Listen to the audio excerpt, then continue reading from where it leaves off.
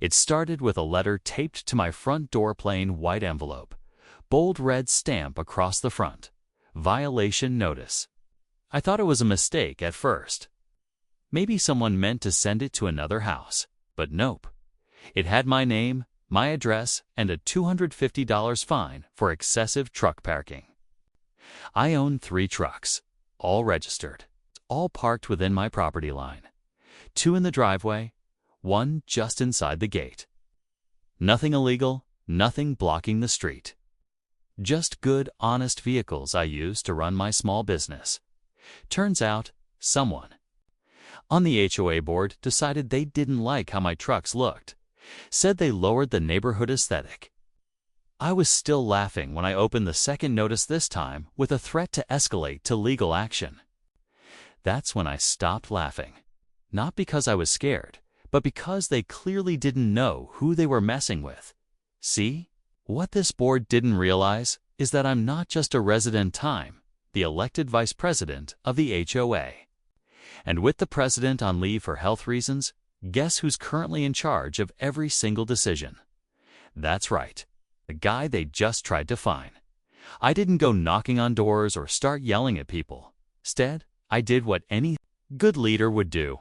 I pulled up the bylaws, gathered some receipts, and waited for the next meeting.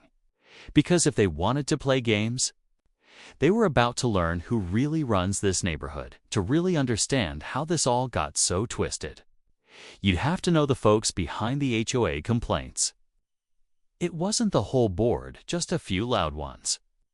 There's Bob, who complains about everything from bird feeders to mailbox flags, and then there's Denise, the self-appointed visual standards enforcer. She's the one who probably took the photos of my trucks and filed the complaint without even checking who she was sending it to. These people don't care if you're following the actual HOA rules. They just want the neighborhood to look like their personal Pinterest board. The thing is, I've lived here for almost 10 years. I've paid my dues, literally and figuratively. I run a small landscaping and hauling business, and those trucks are how I earn a living. When I joined the HOA board last year, it was because I wanted to stop stuff like this from happening. I didn't expect to be targeted myself, especially by people who should know better. The day after I got the second fine notice, I walked the whole block, talked to neighbors, got real feedback. Not one person had a problem with my trucks.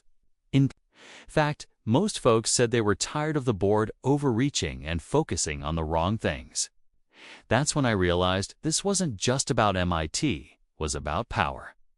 And the few trying to push everyone else around, so I gathered everything I needed, printed out every page of the bylaws, and circled the date of the next board meeting in red. The next few days, I kept my head down, but my ears open. I started hearing things, quiet grumbles from neighbors who'd gotten warnings for having garden hoses out too long, or for leaving trash bins visible for more than 30 minutes. It wasn't just me getting targeted. This small group on the HOA board had been quietly tightening the screws, finding anyone who didn't fit their version of perfect. And the more I listened, the more stories I heard.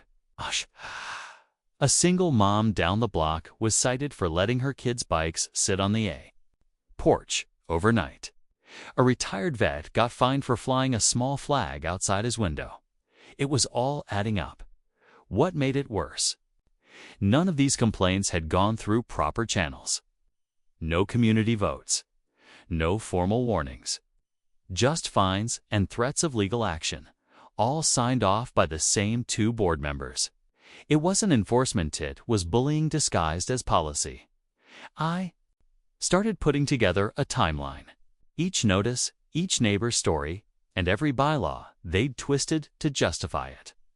But while I was collecting evidence, something strange happened. I got an email from the HOA's legal advisor asking if I could step aside from reviewing my own violation due to a potential conflict of interest. That's when it hit me. They were trying to box me out before I could expose them. It wasn't just about the trucks anymore. It was about shutting me up before I could show the whole neighborhood what was really going on by the time the board meeting rolled around. The tension in the room was thick.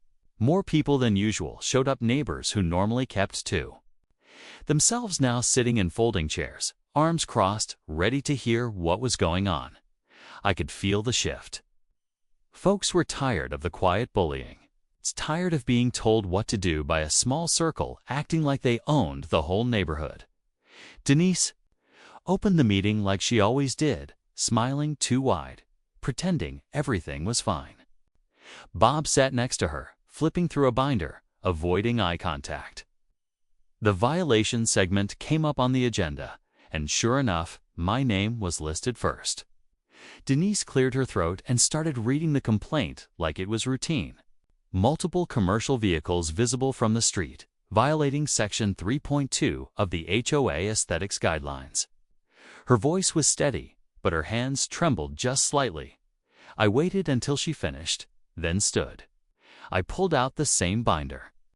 She had only mine was filled with printed emails, time-stamped photos, and the actual HOA bylaws. Section 3.2 states that no unregistered or non-operational vehicles may be left visible from the street. All of mine are registered and in use. And here's the proof. A few people in the crowd clapped quietly. Denise tried to interrupt, but I kept going. Also, I'd like to ask why dozens of fines have been issued without board votes, including 2 homeowners with no previous warnings. The room went dead silent. And then I dropped the final page of the email from the legal advisor. The second I laid that email on the table, you could feel the energy shift. A few board members leaned in to read it. Denise stiffened. Bob started tapping his pen against the table like a drumbeat of nerves. Why would legal tell me to recuse myself from a vote that directly affects me? I said, unless someone had already pushed for action behind closed doors. Then came the twist I didn't see coming. A soft voice from the back of the room spoke up. It was Janice, the board secretary. Quiet, always neutral, never one to stir the pot. She raised her hand slightly and said, I think people should know. That email didn't come from our legal advisor. The room froze. I checked, she continued. I had questions too, so I called their office yesterday. They never sent that message, and they haven't been consulted on any of these recent fines at all. Murmurs started to ripple through the room. Someone whispered, wait, so it was fake. I looked straight at Denise, who suddenly wouldn't meet anyone's eyes. You used the HOA email system to impersonate legal counsel? I asked, low and steady, to stop me from speaking up. She opened her mouth to respond, but nothing came out. Now, it wasn't just about trucks or overreach or bad policy. It was about deception, about misuse of authority, manipulation, and a cover-up that just got dragged into the light in front of the entire neighborhood. And the worst part, we still didn't know how deep it went. The room erupted. Neighbors who'd stayed silent for months suddenly found their voices. A few stood and demanded a vote to suspend Denise and Bob from the board immediately. Others started comparing notes. Turns out I wasn't the only one who'd received questionable emails or had unexplained fines slapped on their accounts. What began as a dispute over trucks had just pulled the curtain back on something much bigger: HOA fraud. I kept calm, but inside I was burning. I never wanted drama. Just a fair say and a place where I could run my business without being treated like a criminal for owning trucks. As the crowd buzzed, Janice quietly passed out copies of a report she'd been working on in secret, documenting months of irregularities and fines, budget spending, and vote records. People were shocked. Turns out the budget meetings Denise always held behind closed doors weren't even legal. And here's the real twist. My sister-in-law, Claire, who's an attorney, stood up and announced she'd already submitted the case to the state HOA regulatory office. That was the tipping point. By majority vote, the board suspended Denise and Bob right there. The remaining members agreed to a full audit, and for the first time in a long time, the room felt united. But just as people started packing up, Bob muttered under his breath, loud enough for me to hear, "You might run the HOA now, but you still don't know who really wrote those bylaws." That one line left me wondering what else was buried. Bob's last comment stuck with me for days. It sounded like a threat, or maybe just bitter desperation, but I didn't take it lightly. I went back and combed through every document. The HOA had archived meeting minutes, original bylaw drafts, budget reports, anything that might reveal what he was hinting at. After a few late nights, I found it.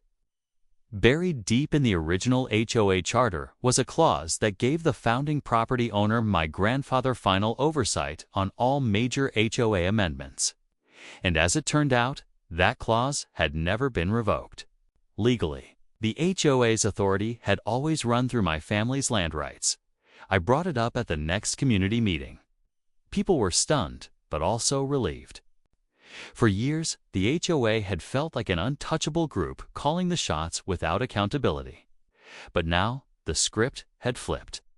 We weren't just cleaning up bad leadership, we were rebuilding trust from the ground up. Denise and Bob never showed their faces again after the audit revealed thousands misused from the community funds.